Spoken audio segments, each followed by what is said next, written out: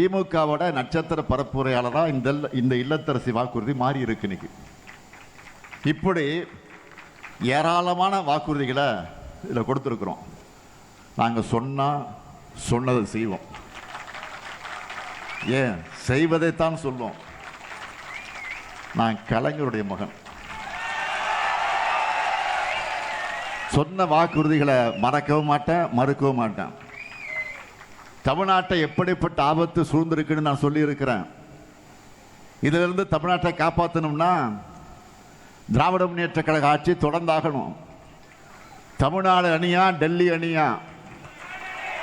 இந்த ஜனநாயக போரில் அரசியல் வெறுப்புகளுக்கு அப்பாற்பட்டு திமுக தலைமையிலான மதச்சார்பற்ற முற்போக்கு கூட்டணியை ஆதரிக்கணும் நான் கேட்டுக்கிறேன். இந்திய துணைக்கண்டமே குமரியிலிருந்து தான் தொடங்குது. இங்கிருந்த திராவிட மாடல் 2.0 வெற்றியும் தொடங்கணும். அதுக்கு கன்னியாகுமரி சட்டமன்ற தொகுதியில் நமது வேட்பாளர் மகேஷுக்கும், நாகர்கோவில் சட்டமன்ற தொகுதியில் நம்முடைய வேட்பாளர் ஆஸ்டின் அவர்களுக்கும் உதயசூரிய சின்னத்தில் வாக்களிக்கணும், வெற்றி பெற வைக்கணும்.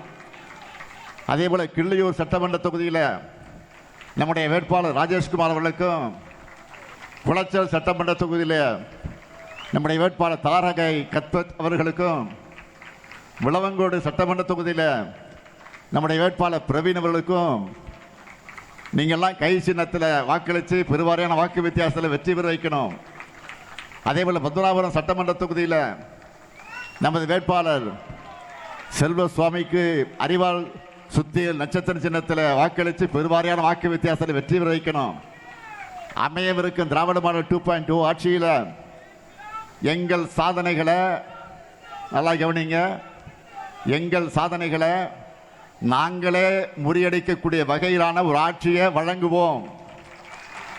நாடு பலம் பெற, நல்லாட்சி தொடர்ந்திட ஆதரிப்பீர். மதச்சார்பற்ற முற்போக்கு கூட்டணி வேட்பாளர்களை வெல்வோம் ஒன்றாக, வெல்வோம் ஒன்றாக, வெல்வோம் ஒன்றாக. நன்றி, வணக்கம்.